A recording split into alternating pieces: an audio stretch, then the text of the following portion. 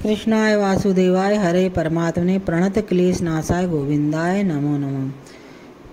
हरे मुरारे मधुकेटवारे गोपाल गोविंद मुकुंद सोरे। ओम नमो भगवते वासुदेवाय।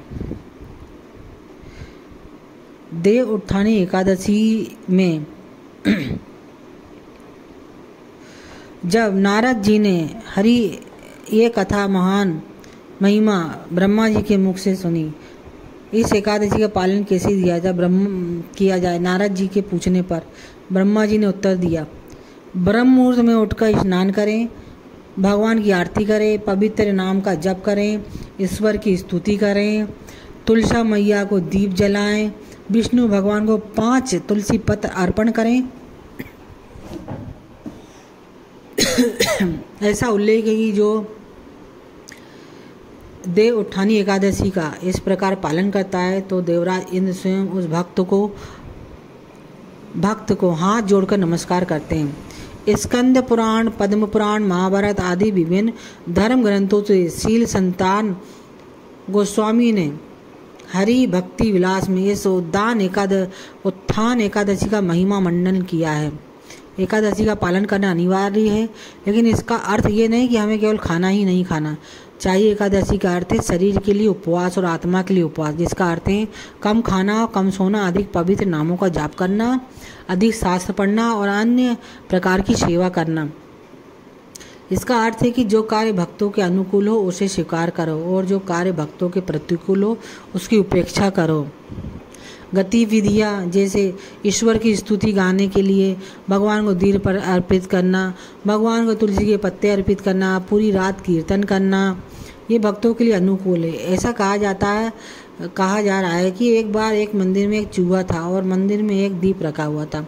फिर उसने उस दीपक को मुंह से कुतरना शुरू कर दिया और फिर उसकी मूँछों में आग लग गई, फिर उसके पूरे शरीर में आग लग गई और वह भगवान के सामने तड़पने लगा। भगवान ने सोचा कि ये मुझे दीप अर्पित कर रहा है और फिर भगवान ने उसे बैकुंठ में स्थान दिया।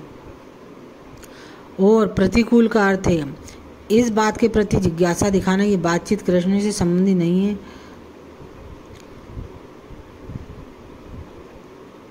ये एक तरह की भ्रांति है, भूल है।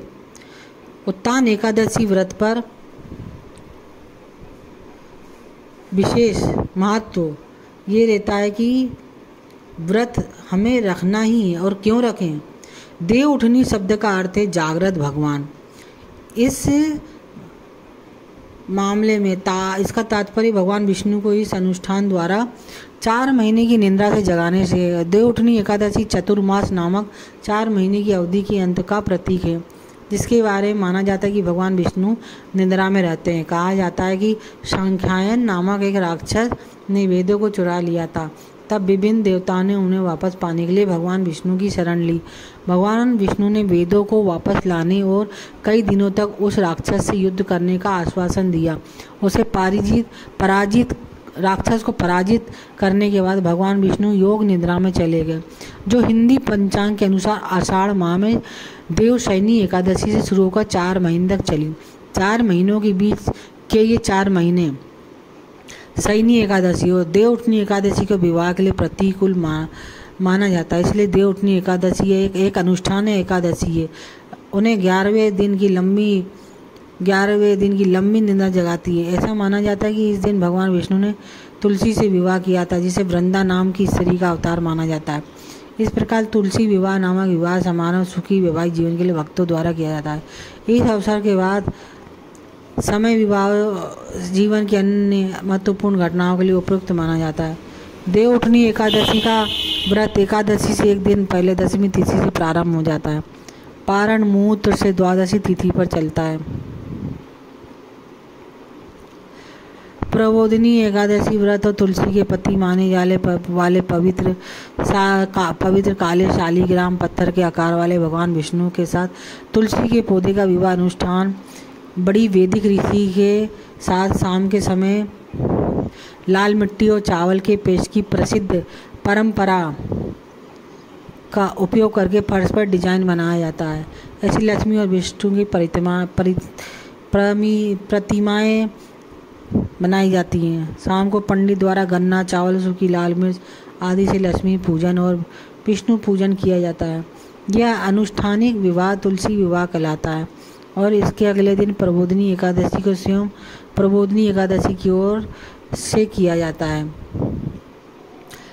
कार्तिक की एकादशी तिथि और शुक्ल पक्ष को देव उत्थान एकादशी, प्रबोधिनी एकादशी या देवोत्थान एकादशी कहा जाए।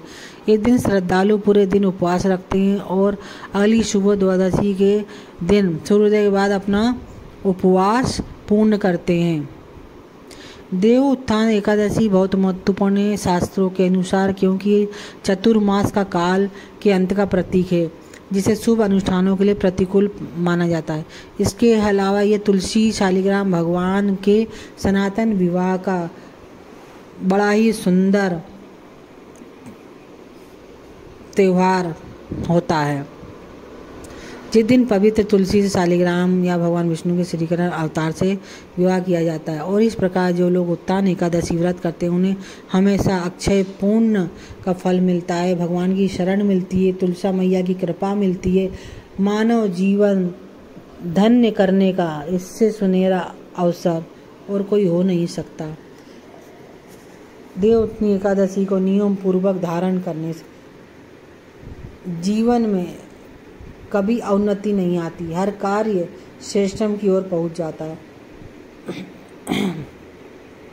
ऐसे कृपामय आदि गोविंद भगवान